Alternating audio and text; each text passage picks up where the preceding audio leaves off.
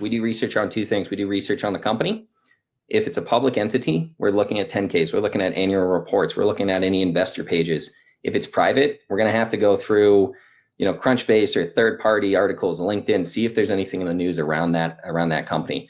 But we start at that company level. What is the entity? What do they do? How do they make money? And how are they using, in this case, digital applications to generate revenue? Because we're in the observability market.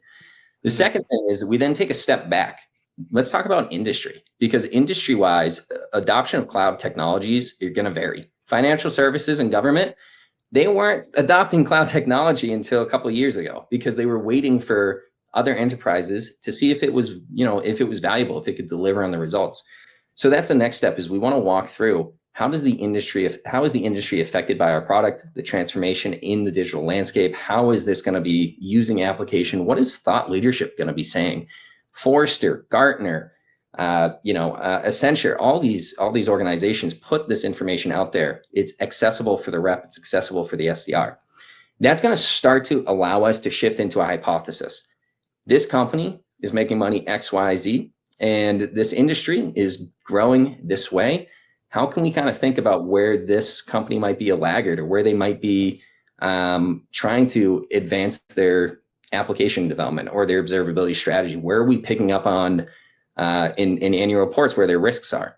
Again, if it's private, some of this information does come through engagements and cold call that we kind of redefine, but that's the starting point, is industry and account, to create that hypothesis that we say Datadog can support this company by doing X, Y, Z. And throughout this document, as you can see, you're going to put on the left company information. In the middle column there, you've got a category for all your news articles and what type, where you source them. On the right here, you've got general kind of just PG stuff that we're looking for. How many job postings are you seeing? What is there, if they're on Crunchbase, what is the link? What is the last series of investment? What's the data that's saying there? If you see any tweets, can you link to the Twitter right there? If the LinkedIn, how many LinkedIn members are on it? You can also do PG generation a little bit down here. We have just some quick hitters on our CRM of like filters. So when you're going into the account, here's some things that we know from our marketing team, from our enablement team, are kind of key search terms in PG lead generation to find the right prospects.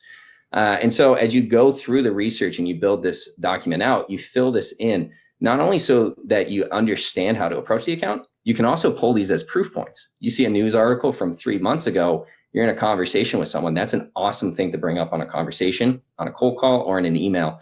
Down below, you have company initiatives and goals, 1, 2, 3, 4. Those are where you're kind of putting down what you think or what you understand are the initiatives, once you in updating as you confirm them.